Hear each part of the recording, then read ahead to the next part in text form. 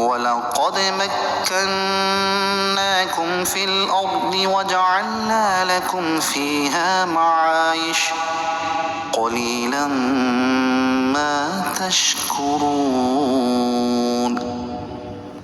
اور بے شک ہم نے تمہیں زمین میں ٹھکانہ دیا اور تمہارے لیے اس میں زندگی گزارنے کے اسباب بنائے، تم بہت ہی کم شکر ادا کرتے ہو۔ یہاں سے اللہ تعالیٰ نے اپنی عظیم نعمتوں کو یاد دلایا کہ جن کی وجہ سے نعمت عطا فرمانے والے کا شکر ادا کرنا لازم ہوتا ہے۔ چنانچہ ارشاد ہوا، ہم نے تمہیں زمین میں ٹھکانہ دیا اور تمہارے لیے اس میں زندگی گزارنے کے اسباب بنائے اور اپنے فضل سے تمہیں راحتیں مہیا کی۔ غذا، پانی، ہوا، سورج کی روشنی سب یہاں ہی بھیجی کہ تمہیں ان کے لیے آسمان پر یا سمندر میں جانے کی حاجت نہیں۔ زمین میں رہنے کا ٹھکانہ دیا اور زندگی گزارنے کے اسباب مہیا فرمانا اللہ تعالیٰ کی عظیم ترین نعمتوں میں سے ہے، کیونکہ اس نعمت میں زندگی کی تمام تر نعمتیں آ گئیں۔ کھانے پینے، پہننے، رہنے وغیرہ کے لیے تمام مطلوبہ چیزیں اس میں داخل ہیں، لیکن اس کے باوجود لوگوں میں ناشکری غالب ہے۔ لوگوں کی کم تعداد شکر ادا کرتی ہے اور جو شکر کرتے ہیں وہ بھی کما حقہ ادا نہیں کرتے۔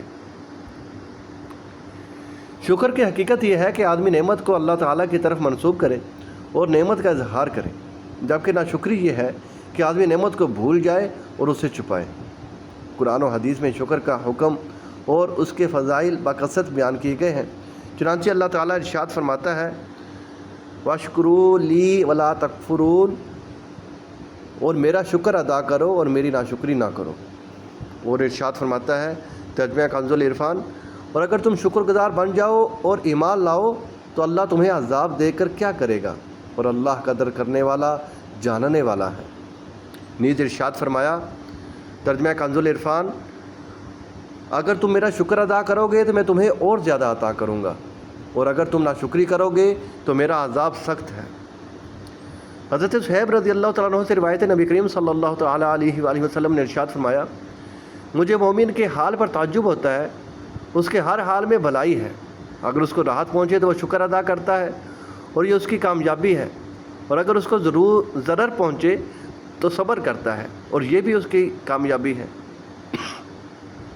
امام محمد بن محمد غزالی رحمۃ اللہ تعالیٰ علیہ فرماتے ہیں، دل کا شکر یہ ہے کہ نعمت کے ساتھ خیر اور نیکی کا ارادہ کیا جائے، اور زبان کا شکر یہ ہے کہ اس نعمت پر اللہ تعالیٰ کی حمد و ثنا کی جائے، اور باقی اعضاء کا شکر یہ ہے کہ اللہ تعالیٰ کی نعمتوں کو اللہ تعالیٰ کی عبادت میں خرچ کیا جائے، اور ان نعمتوں کو اللہ تعالیٰ کی معصیت میں صرف ہونے سے بچایا جائے۔ حتیٰ کہ آنکھوں کا شکر یہ ہے کہ کسی مسلمان کا عیب دیکھے تو اس پر پردہ ڈالے۔